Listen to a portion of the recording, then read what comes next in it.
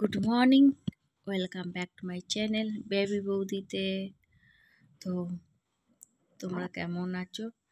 এখন জানো তো ওয়েদারটা যেহেতু গরম গরম পড়ে গেছে, ঠান্ডা গরম ওয়েদারের মধ্যে যাই হোক সকাল সকাল উঠে গেছি কাজকর্ম করবার জন্য। তো একদম ঘরটার পরিষ্কার করে রেডি হয়ে গেছি। এবার শুধু বিছানাটা গোছানোর বাকি আছে, বিছানাটা গোছাবো। তো চলো বিছানাটা গুছোতে থাকি আর তোমাদের সাথে অনেক আড্ডা দিই। কী বলো তো, সকালবেলাটা মুডটা ফ্রেশ থাকে, বেশ ভালো লাগে আড্ডা দিতে। যাই হোক, আড্ডা মারতে মারতে বিছানাটা কমপ্লিট করে নি গোছানো। আর অবশ্যই বলবো স্কিপ না করে ভিডিওটা দেখতে থাকো পুরোটা, আর অবশ্যই শেয়ার করো ভিডিওটা। আর তোমরা অনেকেই বলো যে শাড়ি পরে আমি ব্লগগুলো করি, শাড়ি পরে আমাকে খুব ভালো লাগে ব্লগগুলো দিতে। তো তোমাদের রিকোয়েস্টেই আমি শাড়ি পরেই ভিডিওগুলো দেওয়ার চেষ্টা করি। যাই হোক, চলো আমি কাজ করতে থাকি আর তোমরা ভিডিওটা দেখতে থাকো।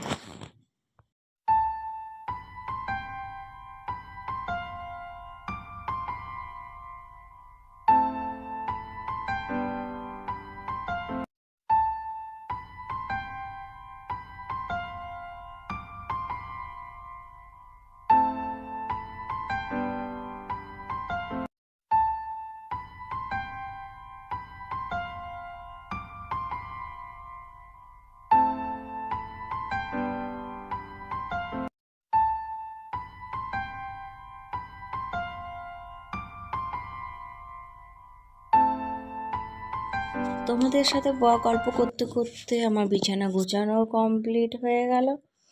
এবার হচ্ছে চা খাবার পালা। বিছানা গোছানোটা বিছানা আসলে পরিষ্কার ভাবে না গোছালে যেন কিরকম একটা লাগে বলো। তো চলো এবার চা খাবো।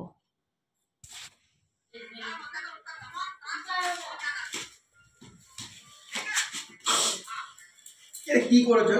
এটা এটা চা। এটা চা কোথা থেকে শিখেছি? কেন দুধ চা আবার কোথা দিয়ে শিখবো? কেন কি হয়েছে বলবে তো? চা তো সত্যিকারের চা কি? হ্যাঁ, দুধ চা আবার কি চা? তুমি কি কফি মনে করছো? আমার ওরকমই মনে হচ্ছে।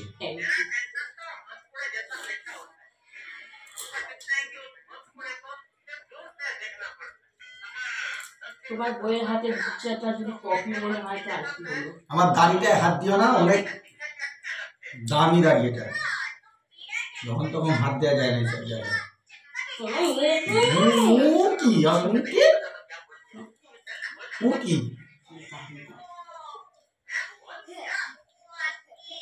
আর দাড়ি রাখবো, ছাগল দাড়ি, আর কাটবই না, আর লাল করে দেবো। যেদিনকে ছাগল দাড়ি রেখে লাল করে সেদিনকে আমি তোমাকে বিদায় করবে নাকি, বেরো। এইরকম কালার ভালো করে না।